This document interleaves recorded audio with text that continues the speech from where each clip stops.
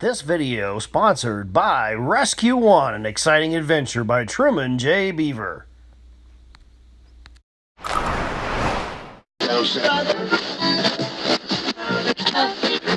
Good afternoon. Hey, welcome to my shop. Now, today we are going to be unboxing my new miter saw, a Delta Shopmaster 12-inch.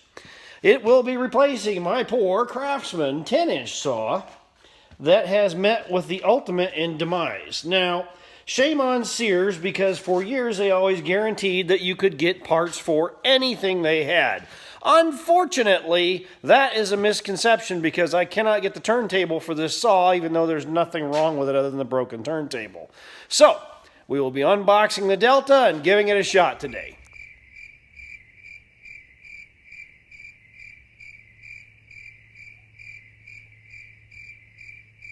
Okay, I have the Delta out of the box, but I have a slight hitch.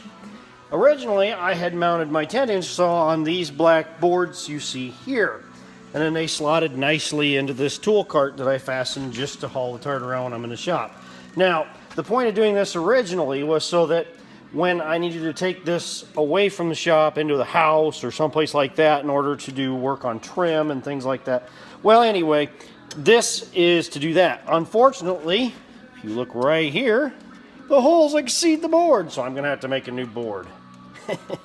Never fails, right? All right, back to work. Now, like most do-it-yourselfers, I'm a little on the cheap side. So, in order to make my new platform piece, I'm going to use this piece I saved from a recent kitchen remodel, just because it's a nice solid piece and it'll look good. I think we'll make it work. I'll just clean it up in the table saw, get rid of these rough edges left over from routing it out of the hole, and we'll use it to mount.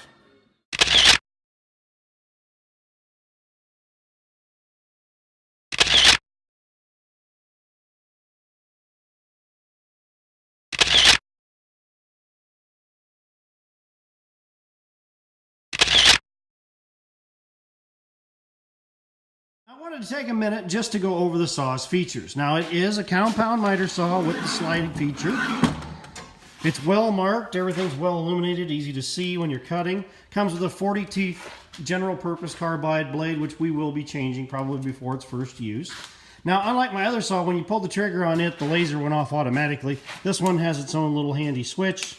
Kind of hard to see, but they guarantee that this is a straight line cut mark, so we'll try that here in a little bit. It has a good guard, like usual, the old block. It has smooth action, smooth operation. You can lock this, but it smoothly turns. All things that are right away making me happy. So let's get this thing cutting and see what it'll do. Now, I've picked out a piece of scrap wood. I thought I'd just toss a piece in here and see how she'll do. We'll try out the new clamping system, which I kind of liked. Stick her in there and clamp her down, square her up, and let's turn on the laser, see how it looks.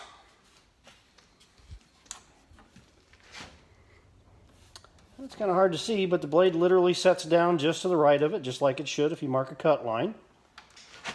And here we go. Now the saw seems to cut clean, straight, true, isn't noisy, has a very smooth operation to it. Overall, I like what I'm seeing. Now let's switch it up a little bit and make it 45.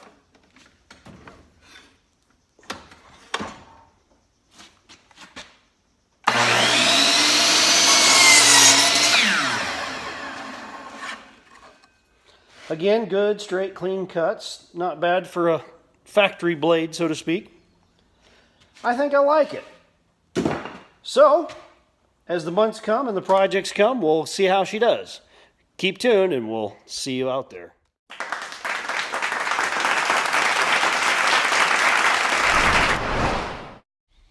Hey, don't forget to check out all my great books and a lot of great information on TrumanBeaverBooks.com. Hit that like and subscribe button. Thanks a lot. Bye.